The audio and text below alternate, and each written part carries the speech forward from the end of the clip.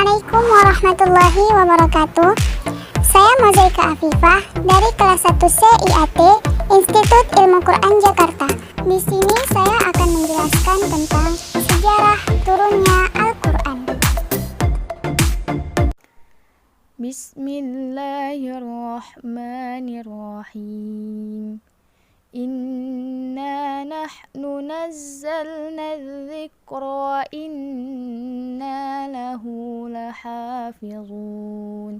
Sesungguhnya kamilah yang menurunkan Al-Quran dan pasti kami pula lah yang memeliharanya. Quran Surah Al-Hijr ayat 9. Apakah selama ini sudah yakinkah kita dengan firman Allah? Tahukah kita Al-Quran adalah bukti cinta Allah kepada hambanya? Seberapa cintakah kita kepada Al-Quran? Seberapa seringkah kita membacanya? Seberapa dalamkah kita menyimak maknanya? Dan pertanyaan yang paling penting adalah, tahukah kamu apa itu Al-Quran? Al-Quran merupakan kumpulan wahyu Allah Subhanahu wa Ta'ala yang disampaikan kepada Rasulullah melalui malaikat Jibril sebagai panduan bagi umat manusia dalam mencapai kebahagiaan dunia dan akhirat. Lalu, kapankah Al-Quran itu diturunkan? Al-Quran diturunkan pada malam Lailatul Qadar di bulan Ramadan. Pada saat itu, Rasulullah Shallallahu Alaihi Wasallam sedang berada di Gua Hiro. Lalu, seorang malaikat mendatanginya dan memintanya untuk membaca.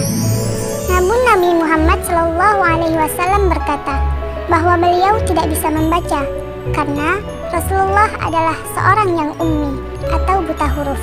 Kemudian malaikat itu mendekap Rasulullah dan memintanya untuk kembali membaca.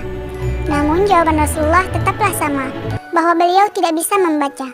Sampai 3 kali dan Rasulullah pun menjawab, "Apa yang harus kubaca?"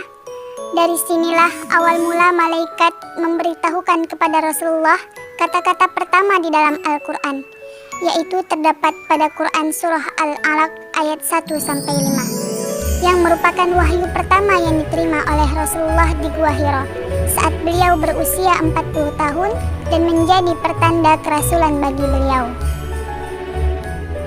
Kemudian, Al-Quran juga diturunkan secara bertahap. Mayoritas ulama menyebutkan bahwa Al-Quran diturunkan secara bertahap selama 22 tahun, 2 bulan, 22 hari. Yang jadi pertanyaan adalah, mengapa Al-Quran diturunkan secara bertahap?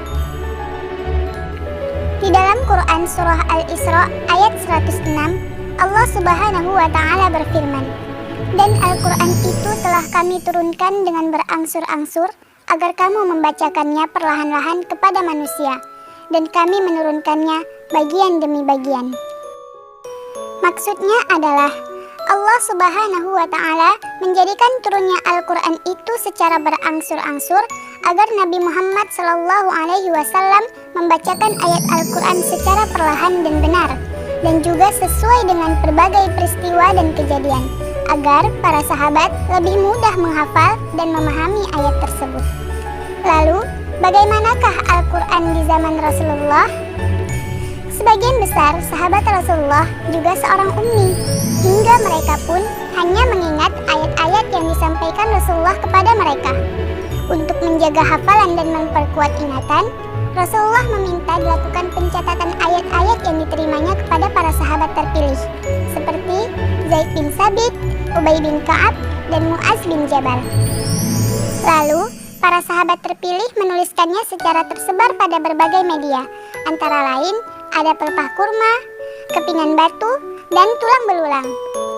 Pendokumentasian ayat-ayat ini tersebar dan belum dikumpulkan dalam satu mushaf terpadu.